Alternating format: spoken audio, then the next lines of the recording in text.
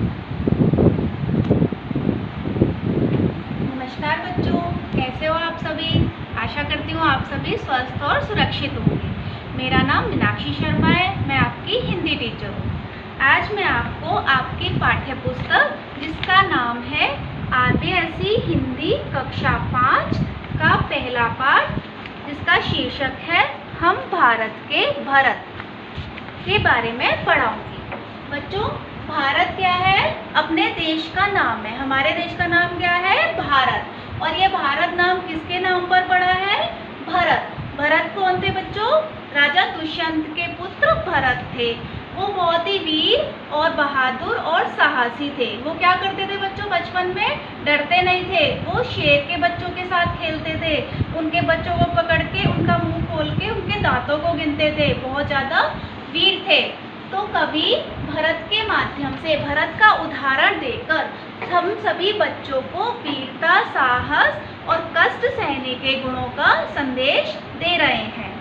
तो बच्चों देखिए इसका कविता का पहला पैराग्राफ। हम भारत के भरत खेलते शेरों की संतान से, कोई देश नहीं दुनिया में बढ़कर हिंदुस्तान से। इस मिट्टी में पैदा होना बड़े गर्व की बात है, साहस और वीरता अपने पुरखों की सौगात है। तो इस कविता के माध्यम से कवि कह रहे हैं कि हम भारत के भरत, हम कौन हैं?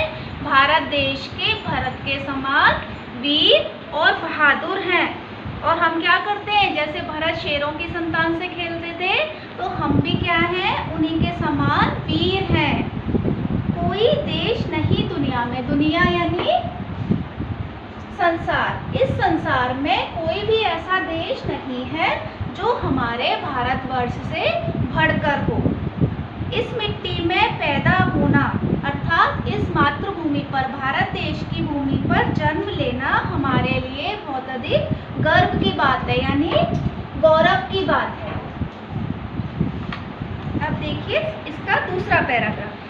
बड़ी बड़ी ज्वालाओं से कम नहीं यहाँ चिंगारियाँ, कांटे पहले फूल बाद में देती हैं फुलवारियाँ। कभी दहकते कभी महकते, जीते मरते शान से, कोई देश नहीं दुनिया में बढ़कर हिंदुस्तान से। तो इसके माध्यम से कवि कह रहे हैं कि बड़ी बड़ी ज्वालाओं यानी बड़े बड़े जो वीर महापुरुष हैं उनसे भी कम नहीं यहाँ चिंगारियाँ। चिंगारियाँ क्या होती हैं बच्चों? जो छोटी छोटी चिंगारियाँ होती हैं, उससे क्या वो जो बच्चे हैं वो बड़ों के समान वीर हैं। तो छोटी छोटी चिंगारियाँ भी बड़ी बड़ी ज्वालाओं से कम नहीं हैं। कांटे पहले फूल बाद में देती हैं फुलवारियाँ। आपने देखा होगा कि बगीचे में पहले क्या होता है? पौधों में क्या आते हैं? कांटे आते हैं और उसके बाद उसमें फूल खिलता है। तो हम क्या करते हैं? पहले कष्ट सहन करते हैं, उसके बाद हमें सफलता रूपी फूलों की प्राप्ति होती है। कभी दहकते कभी महकते, जीते मरते शान से। तो हम क्या करते हैं? कभी तो दुख से दुखी होते हैं, कभी फूलों के समान खुश होते हैं, और जीते मरते शान से, अभिमान से, स्वाभिमान के साथ हम जीते और मरते हैं।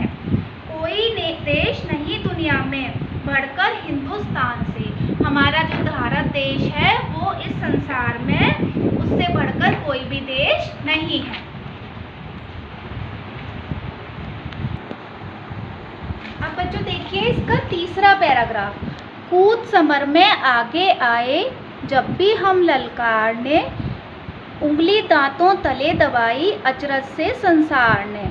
सदियों से बनते आए हैं हम पन्ने इतिहास के, त्याग और बलिदान हमारे व्रत हैं 12 मास के। जब भी निकला हीरा निकला यहाँ किसी भी खान से, कोई देश नहीं दुनिया में बढ़कर हिंदुस्तान से।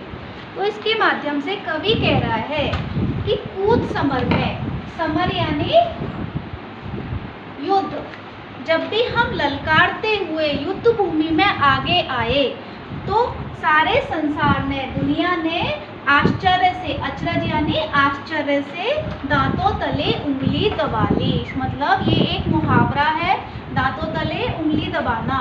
तो इसका अर्थ होता है बहुत अधिक आश्चर्यचकित होना। तो जब भी हम ललकारते हुए युद्ध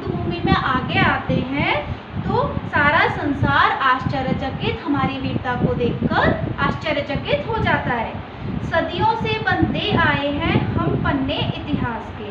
सदियों से यानी बहुत वर्षों से, 100 वर्षों से भी अधिक समय, तो बहुत वर्षों से हम क्या बनते आए हैं? इतिहास के पन्ने। इतिहास के पन्नों में हम अपना नाम दर्ज कराते आए हैं। त्याग और बलिदान हमारे व्रत है 12 मास के। हमारे कितने महीने होते हैं एक साल में बच्चों? 12। तो हमारे क्या है? 12 मास यानी पूरे साल के हमारे क्या व्रत होता है? त्याग और बलिदान। अर्थात हम सभी सारे समय त्याग और बलिदान को अपनाते हैं। जब भी निकला हीरा निकला यहाँ किसी भी खान से। जब भी इस भारत भूमि पर जब भी कोई पैदा हुआ तो कैसा हुआ? महापुरुष, श्रेष्ठ पुरुष पैदा हुआ। मतलब किसी भी खान से, जैसे पत्थरों की खान होती है उनमें से क्या निकलता है? हीरा निकलता है। तो इस भारत भूमि की खान से कौन निकलते हैं? श्रेष्ठ महापुरुष निकलते हैं, हीरे रूपी। कोई देश नहीं दुनिया में बढ़कर हिंदुस्तान से। तो इस संसार में हमारे भारत देश से बढ़कर कोई भी देश नहीं है। पैराग्राफ। यह धरती जो माँ है अपनी, हमें जान से प्यारी है।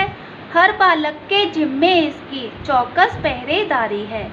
बोलो मेहनत खूब करेंगे, कठिन परीक्षा आई है। माँ का दूध पिया जो है, सौगंध उसी की खाई है। इसी उम्र में परिचय पाले हम श्रम से बलिदान से।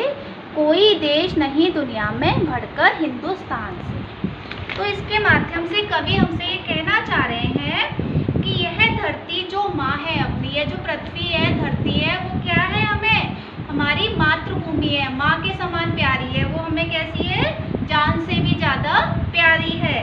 और हर बालक के जिम्मे इसकी, हर बालक की क्या जिम्मेदारी है?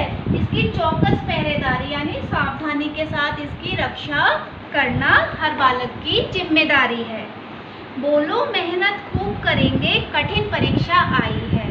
तो हमारे सामने क्या आई है? कवि कह रहे हैं कि देश की रक्षा रूपी कठिन परीक्षा आई है। तो हम क्या करेंगे? उसके लिए खूब मेहनत करेंगे, उसकी रक्षा करेंगे। माँ का दूध पिया जो है, सौगंध उसी की खाई है। हमने जो अपनी माँ का दूध पिया है, हम उसी की कसम खा के कह रहे हैं कि हम अपनी मातृभूमि की रक्षा चौकस होकर, सजग होकर करेंगे। इसी उम्र में परिचय पालें हम श्रम से बलिदान से।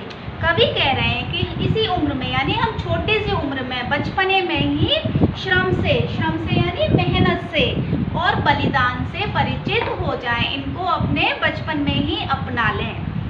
कोई देश नहीं दुनिया में बढ़कर हिंदुस्तान से। और हमारे भारत देश से बढ़कर इस संसार में कोई भी देश नहीं है। कविता के माध्यम से कवि ने क्या संदेश दिया है हमको? बच्चों, वीरता और साहस को अपनाने का संदेश दिया है। हमें क्या करना चाहिए? हमें वीर होना चाहिए और अपनी मातृभूमि की रक्षा सजग होकर करनी चाहिए। तो इस कविता के शब्दार्थ मैंने इस पे लिखे हैं, ये आप अपनी उत्तर पुस्तिका में लिखें। संतान यानी औलाद और संतति। गर्व में अभिमान या गौरव। पुरखों में पूर्वजों। सौगात में उपहार या भेंट। कांटे में कष्ट या दुख। फूल किसके लिए आया है बच्चों? सुख के लिए आया है। दुनिया में संसार। समर ये मीन्स युद्ध। अचरज माने आश्चर्य। सदियों माने बहुत वर्षों यानी 100 वर्ष से भी ज्यादा का समय। व्रत क्या होता है बच्चों? संकल्प। चौकस पहरेदारी यानी सावधानी के साथ रखवाली करना। सौगंध में शपथ और श्रम में मेहनत। तो बच्चों, आप इन सभी शब्दार्थों को अपनी उत्तर पुस्तिका में लिख लीजिए और इसके अभ्यास प्रश्न हम अगली वीडियो में करेंगे। धन्यवाद।